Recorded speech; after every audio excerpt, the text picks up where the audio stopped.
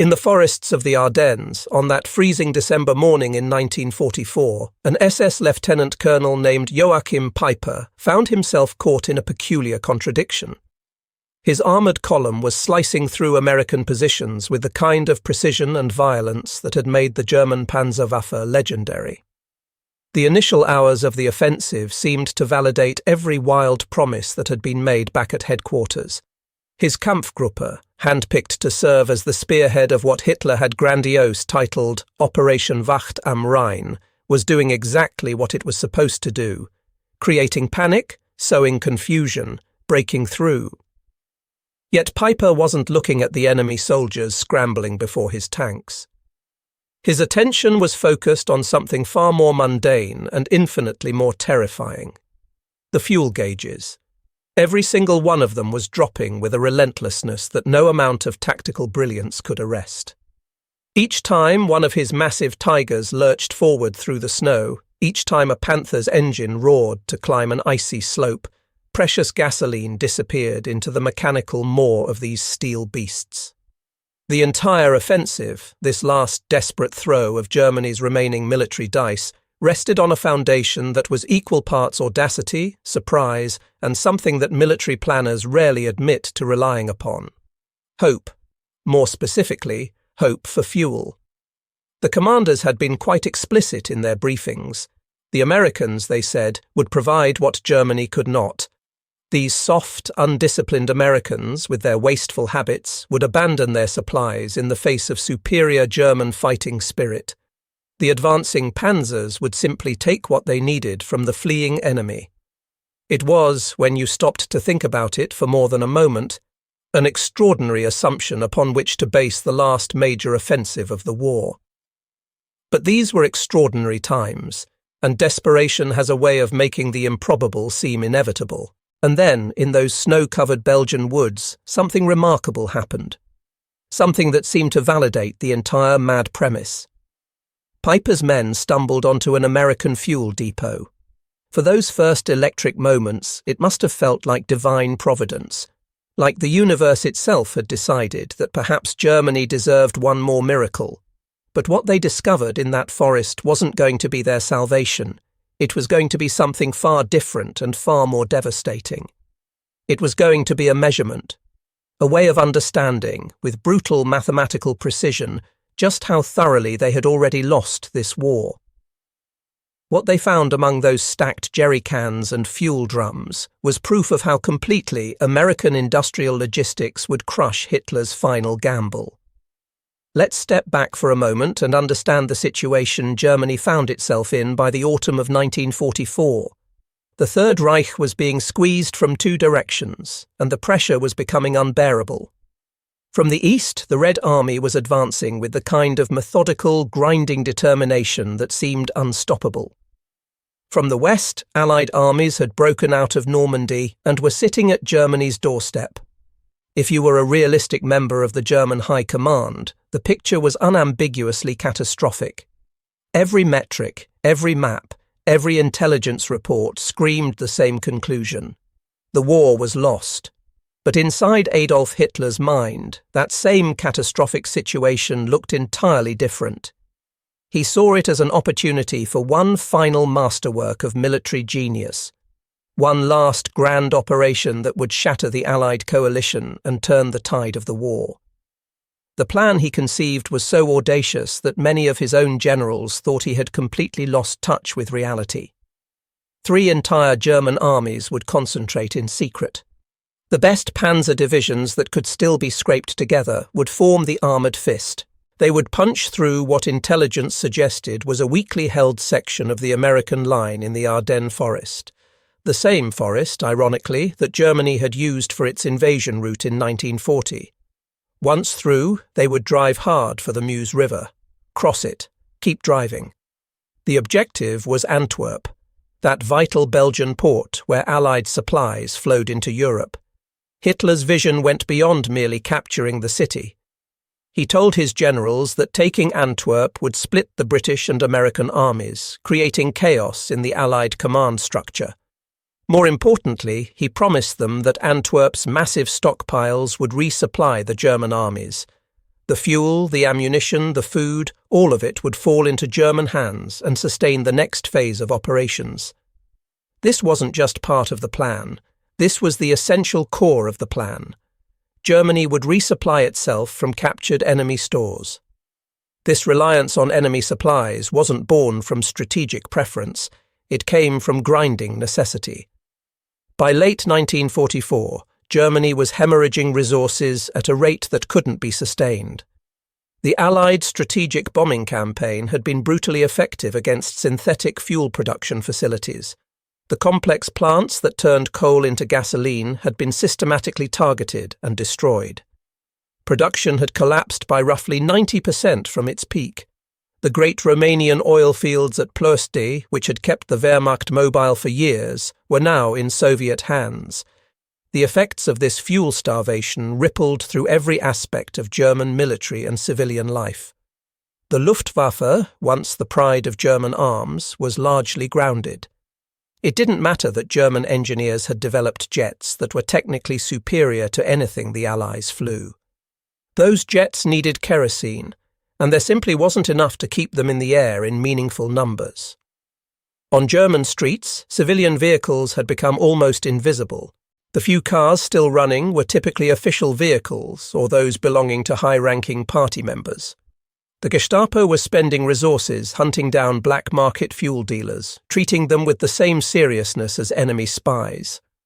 The numbers tell a stark story. During 1944, the entire German war economy, with all its occupied territories and remaining resources, produced approximately 33 million barrels of oil. In that same year, the United States alone produced 1.8 billion barrels. Think about that ratio for a moment. A single American oil field in East Texas produced more petroleum than all of German-controlled Europe combined, while American refineries were so flush with crude oil that they were experimenting with ways to use the excess. German quartermasters were making agonizing decisions about which units would receive fuel and which would have to sit idle. When Hitler's generals sat down to calculate the fuel requirements for this offensive, they arrived at a sobering conclusion. They had enough gasoline on hand to get the spearhead forces roughly one-third of the way to Antwerp. After that, the plan assumed the Americans would provide the rest.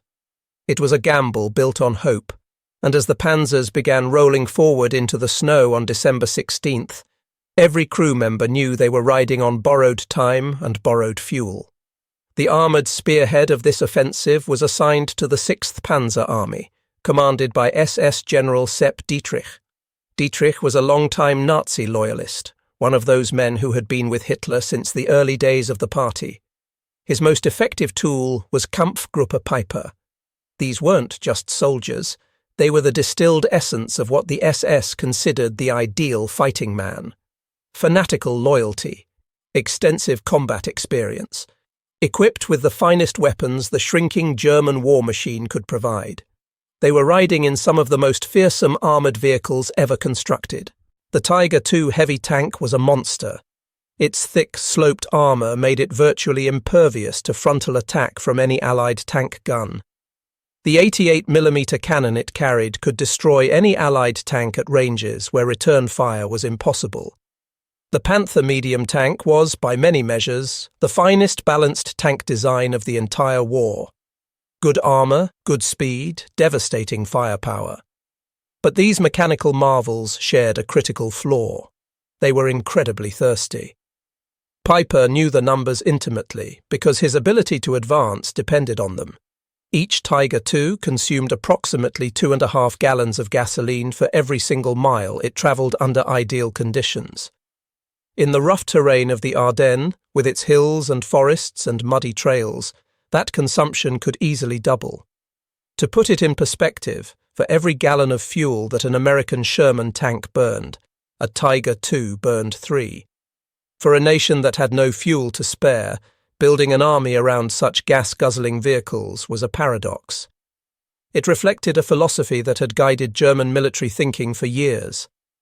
The belief that superior quality would always triumph over mere quantity, that a smaller number of excellent machines operated by superior soldiers could defeat a larger number of inferior weapons. But that philosophy has a fatal flaw. It ignores the basic truth that a tank which cannot move is no longer a tank. It's just an extremely expensive stationary gun position. And keeping these mechanical predators moving was a logistical nightmare that grew worse by the day. The variety of vehicles in a typical Panzer division, once considered a strength that allowed for flexibility, had become a liability. Different engines required different types of fuel. Different tanks needed different spare parts. The supply chain had to accommodate this complexity, and by late 1944 that supply chain was hanging by threads. Moving fuel to the front required trucks, lots of trucks. Each one of those trucks was a priority target for Allied fighter bombers. The dreaded J-Boss, as German soldiers called them, owned the skies. They hunted German supply columns with ruthless efficiency. Every gallon of gasoline that reached a Panzer at the front had survived a gauntlet of Allied air attacks, partisan ambushes, and the simple mechanical failures that plagued an overtaxed transportation network. By December, the German supply situation had devolved into a study in desperation and improvisation. Fuel was siphoned from damaged vehicles before they were abandoned. Captured Allied jeeps were immediately drained of every drop.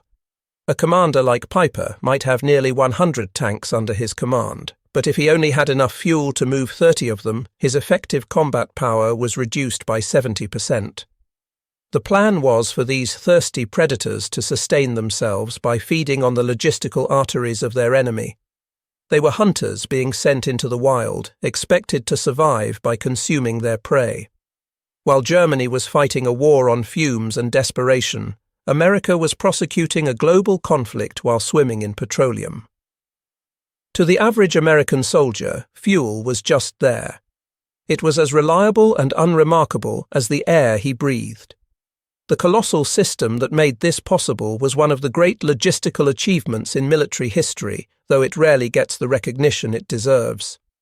At the heart of this system was something called the Red Ball Express. When Allied armies broke out of Normandy and began racing across France, they advanced so quickly that they outran their supply lines. The solution that was improvised on the fly became legendary. A dedicated one-way loop of roads was closed to all other traffic. On these roads, 24 hours a day, 7 days a week, a continuous convoy of trucks moved supplies forward. At the peak of operations, nearly 6,000 trucks were involved. Most of them were rugged GMC 2.5-ton trucks, affectionately called Jimmies by the men who drove them.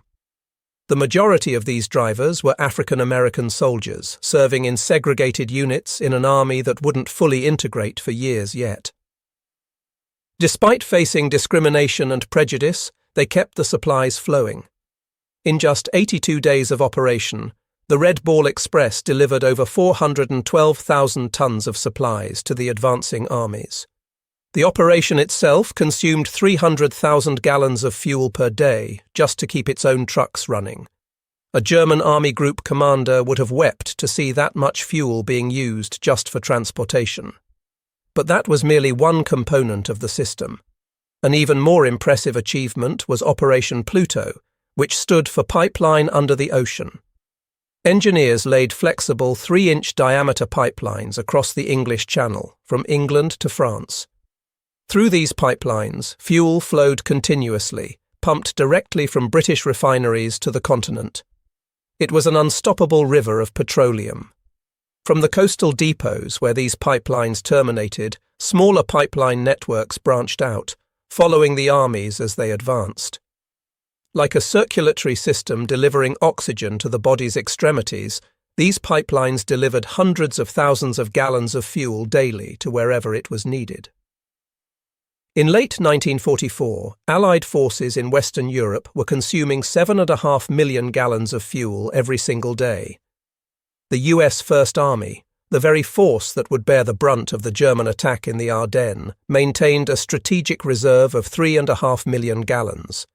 Just one of the larger pipelines feeding the front could deliver 300,000 gallons in 24 hours.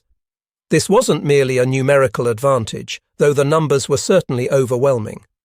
It represented a fundamental difference in how the two sides approached warfare. This abundance changed the entire American mindset. American commanders planned operations with the comfortable assumption that fuel would be available. They didn't have to agonize over whether they could afford a particular attack or maneuver. While German generals were calculating routes down to the individual kilometer, trying to conserve every liter of precious gasoline, American generals were planning operational movements that spanned entire countries. This rolling tide of petroleum was about to crash headlong into the sputtering, fuel-starved advance of the German panzers. December 16th arrived, and the Ardennes forest exploded into violence. The German offensive achieved complete tactical surprise. Through the gaps torn in the American lines poured the men and machines of Kampfgruppe Peiper, along with the other assault formations. For Peiper's column, every minute of advance was a race. Not primarily against the enemy, but against their own fuel tanks. The needles on those gauges kept dropping, and every commander knew that when they hit empty, the offensive was over. Then, near a small village called Honsfeld, they found it. Overrunning what turned out to be a rest area for an American armored division, Peiper's men discovered a U.S. fuel and supply depot. For soldiers who had spent years scrounging for every drop of ersatz fuel, for men who had watched their nation's fuel supplies dwindle to almost nothing, what they saw must have seemed like a mirage. But it was real. A German officer who was there later described what he saw. Walls of American-made jerry cans, sturdy and well-constructed, stacked 10 feet high. The cans formed long corridors through the forest. The air, which had been filled with the smell of pine and snow, now carried the sharp, almost intoxicating scent of high-octane gasoline. 80-plus octane, real gasoline, not the 74-octane substitute that German engines were forced to run on. The initial estimates reported 50,000 gallons. 50,000 gallons in one minor depot at one small village. This single capture represented more fuel than many German divisions had seen in months. It was enough to refuel Peiper's entire battle group and power their dash toward the Meuse River. The men were ecstatic. Some of them probably laughed. This was exactly what they had been promised. The decadent, wasteful Americans were careless with their wealth. The disciplined German soldier would seize it and turn it toward victory. For a brief moment in that cold forest, the entire mad gamble seemed to be paying off. Hope, a resource that had become even scarcer than fuel in the German army, surged through the ranks. They had found their El Dorado, their city of gold, the prize that would carry them forward to ultimate triumph. But as German officers began organizing this miraculous bounty, as they started planning how to distribute it among the vehicles, something began to feel wrong. Among the crates of rations and ammunition, soldiers found discarded American newspapers. On the jerry cans themselves, there were shipping manifests and labels. Some logistics officer, probably one of those meticulous types that every army produces, started reading these documents carefully. And as he read, a cold, creeping dread must have settled over him. The newspapers were recent, very recent. They contained news of events from just days ago. But it was the shipping manifests that told the truly devastating story. These jerry cans, filled with gasoline that had been refined in Texas or California or Oklahoma, had been shipped across the Atlantic Ocean. They had come through the port at Antwerp, the very objective that Kampfgruppe Peiper was racing to capture. They had been loaded onto trains or trucks. They had travelled through multiple supply depots. They had been transported to this minor rest area in the Ardennes. And according to the manifests, this shipment was one of dozens that had arrived in the past week alone. Think about what that meant. This wasn't some strategic reserve that the Americans had painstakingly built up over months. This was routine resupply. The paperwork made it clear that fuel deliveries of this scale were arriving constantly, flowing through a logistics pipeline that treated 50,000 gallons as routine rather than miraculous. One of the manifests referenced a pipeline, a single pipeline, that could deliver 300,000 gallons of fuel every day.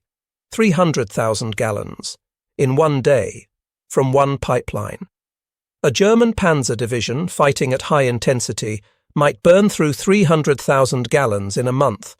Here was an invisible tube in the ground, carrying fuel continuously, that could deliver in 24 hours what a German division would consider a month's intensive consumption.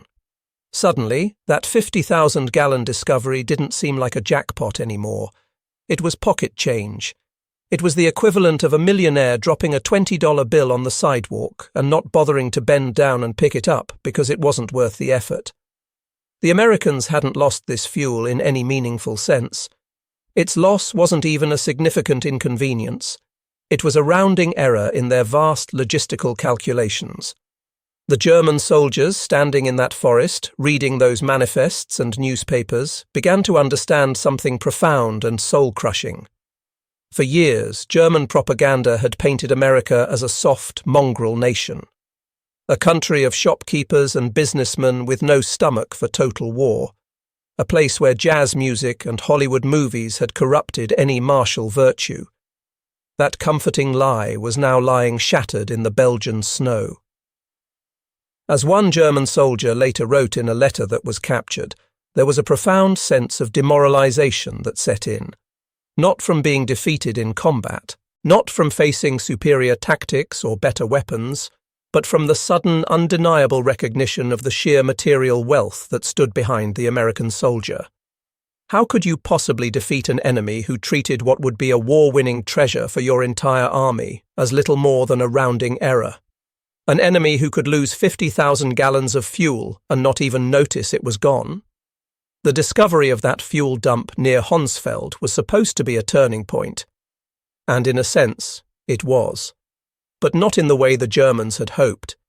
It was the moment when many of them understood, with cold mathematical certainty, that this war was already over. It had probably been over for a long time, but they had been able to avoid seeing it clearly. Now, standing among all those jerry cans, reading those shipping manifests, the reality was impossible to deny. This psychological shift from tactical victory to strategic despair is one of the most fascinating aspects of the Battle of the Bulge. It demonstrates that wars are won not just through combat prowess on the battlefield, but through the unglamorous work of logistics and industrial production. The factory floor was as important as the front line, and the minds of the soldiers, their belief in the possibility of victory, mattered as much as the weapons they carried. But the true mind-bending extent of American material power wasn't demonstrated by the fuel the Germans managed to capture. It was shown by the fuel they were denied. American commanders, once they understood the scale of the German offensive, made a simple and ruthless calculation. If the Germans needed captured fuel to sustain their advance, then that fuel had to be destroyed. What followed was an act of material destruction so profound, so utterly alien to the German mindset, that it became one of the war's most stunning demonstrations of industrial supremacy. Near the town of Stavelot, directly in Kampfgruppe Peiper's projected line of advance, there was another American fuel depot. This one didn't contain 50,000 gallons. It held 2.5 million gallons. 2.5 million gallons of high-grade gasoline sitting in drums and tanks, waiting to fuel American operations. As Peiper's lead elements approached, a small group of American combat engineers received their orders. Destroy it. All of it. Try to imagine this from the German perspective. Your tanks are running on vapors. Your nation's last desperate hope for turning the war around is grinding to a halt because you don't have fuel. And then, over the next ridge, you see a pillar of black smoke rising into the winter sky. You hear the roar of flames. You get close enough to see American soldiers methodically going from one fuel storage tank to another, opening valves, letting thousands of gallons of precious gasoline pour out into drainage ditches, and then setting it on fire. Watching it burn, deliberately, intentionally destroying more fuel in an afternoon than your entire army group had been allocated for the entire offensive. At Stavelot, at Malmedy, at Spa, the story was repeated. American engineers went to fuel depots that sat in the path of the German advance. They opened valves. They placed demolition charges. They tossed grenades into fuel storage areas, and they watched millions of gallons of gasoline go up in flames. In the first week of the battle alone, American forces deliberately destroyed approximately 8 million gallons of fuel. 8 million gallons. To put that in perspective, that single week of intentional destruction represented more gasoline than the German High Command had allocated for the entire Ardennes offensive. To the Germans, watching this or hearing reports of it, the waste was incomprehensible. It was like watching a starving man deliberately burn down a building full of food. It violated every instinct that had been drilled into German soldiers about the preciousness of resources and the necessity of conservation. But to the Americans, it was simply sound military doctrine. The loss was trivial. The supply chain was already compensating for it. New fuel was arriving to replace what had been destroyed. On December 17th, the US First Army destroyed 2.2 million gallons of fuel to keep it from falling into German hands. The very next day, December 18th, 1.8 million gallons of fuel were delivered to that same army through the normal supply pipeline. And by Christmas Eve, just over a week into the battle, the First Army's total fuel reserves had actually increased compared to what they had been when the offensive started. They had destroyed millions of gallons and still ended up with more fuel than they had at the beginning. This act sealed Kampfgruppe Peiper's fate. Blocked by increasingly stubborn American resistance, denied the captured fuel they desperately needed because it had literally gone up in smoke, their advance sputtered to a halt near a small town called La Glaise. Peiper's mighty Tiger II tanks, those fearsome predators that were supposed to spearhead the drive to Antwerp, became immobile steel coffins. They sat there, out of fuel, unable to move forward or retreat. On Christmas Eve, Peiper was forced to give the order to abandon them, all of them. His men destroyed their own vehicles to keep them from being captured, and then tried to make their way back to German lines on foot. Of the 5,000 elite SS soldiers who had started the attack with Kampfgruppe Peiper, only about 800 made it back. They had been defeated by many things. American resistance, certainly. Determined stands by small groups of soldiers who bought time for reinforcements to arrive. But ultimately, they were beaten by empty fuel gauges and an enemy who could afford to fight with fire itself as a weapon. When the guns finally fell silent in late January 1945, the Battle of the Bulge was celebrated as a great American victory. And it was a victory, make no mistake. American soldiers had fought with courage and determination against a skilled and desperate enemy. But in a very real sense, the battle was won long before the first shot was fired on December 16th. It was won in the oil fields of Texas and Oklahoma. It was won in the refineries that dotted the American coastline. It was won in the shipyards that built the tankers that carried petroleum across the Atlantic. It was won in the minds of the engineers who designed pipelines that could be laid under the ocean. In 1944, the United States produced more than 50 times as much crude oil as Germany. While German industry was being systematically destroyed by bombing campaigns, Ford's Willow Run factory in Michigan was churning out a complete B-24 Liberator heavy bomber every 63 minutes. American shipyards were launching cargo ships faster than German U-boats could sink them. The industrial disparity was so vast that it's almost difficult to comprehend. The Battle of the Bulge was the moment when this statistical reality became an undeniable psychological truth for the soldiers experiencing it. It marked the brutal end of the romantic notion that willpower and fighting spirit could triumph over material disadvantage. The image of the dashing Panzer ace, the skilled tank commander achieving miracles through tactical brilliance, was made obsolete by the anonymous truck driver on the Red Ball Express, delivering his 1,000th load of fuel without any glory or recognition. Winston Churchill, when he reflected on the war, said that petrol governed every movement. Joseph Stalin, in his characteristically blunt way, stated that the war had been decided by engines and octane. Both men understood what the German soldiers learned in that Belgian forest. The German soldiers who stumbled onto that fuel dump near Honsfeld thought they had found the key to victory.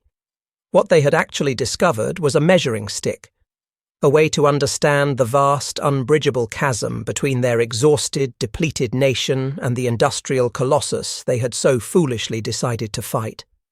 They were bringing swords to a battle against an enemy wielding an entire production line. The story of the Battle of the Bulge and the American fuel dumps serves as a microcosm of the entire Second World War. The discovery of that one stockpile, representing more wealth than an entire German division could dream of possessing, became a symbol of what the war had become. It had moved beyond battles between soldiers and tanks. It had become a clash between two fundamentally different systems. One system was running on the last fumes of a fanatical ideology, squeezing every drop of performance from a depleted industrial base. The other was powered by what seemed like an almost limitless river of industrial production, flowing from a homeland that was safe from bombing and growing more productive every month. The German soldiers' shock wasn't just about finding the fuel. It was about what that fuel represented. It was the soul-crushing realization that they were fighting an enemy who could afford to be wasteful on a scale they couldn't even imagine in their most pessimistic moments. An enemy for whom the loss of millions of gallons of fuel was such a minor inconvenience that it barely registered in the strategic calculations. It proved that in modern industrialized warfare, the greatest weapon isn't always the newest tank or the most skilled soldier. Sometimes the greatest weapon is simply the ability to supply your armies endlessly, to replace every loss, to treat vast quantities of resources as expendable. The lesson went beyond just fuel, of course. It applied to every aspect of the war. When American forces lost tanks in battle, new ones arrived from factories in Detroit within weeks. When the Luftwaffe shot down American bombers, the losses were replaced faster than they could be inflicted. When U-boats sank cargo ships, American shipyards built replacements at a pace that made the losses irrelevant. Germany was fighting a war of attrition against an enemy who could not be attrited. It was a mathematical impossibility that willpower alone could never overcome. In the end, the Battle of the Bulge consumed the last effective mobile reserves that Germany possessed. The offensive failed to reach any of its objectives. Antwerp remained in Allied hands, its port continuing to pour supplies into the Allied war machine. The British and American armies were not split, and rather than re-equipping German forces with captured supplies, the offensive had burned through Germany's last significant fuel reserves for no strategic gain. Within weeks, the Red Army would launch its final offensive in the east. Within months, Allied armies would be crossing the Rhine. Within half a year, the war in Europe would be over. The men of Kampfgruppe Peiper who survived the battle and made it back to German lines carried with them the memory of that fuel dump. The memory of standing in a forest surrounded by more gasoline than they had seen in years, reading shipping manifests that proved it meant nothing to the enemy, and watching pillars of smoke on the horizon where millions more gallons were being deliberately destroyed. That memory told them everything they needed to know about how this war would end. The only question left was how much more destruction would occur before everyone else accepted what they had learned in the Ardennes forest. That they were fighting an enemy who measured resources by different standards, who operated on a scale that made German calculations look like poverty, an enemy who had already won, even if the final battles had yet to be fought.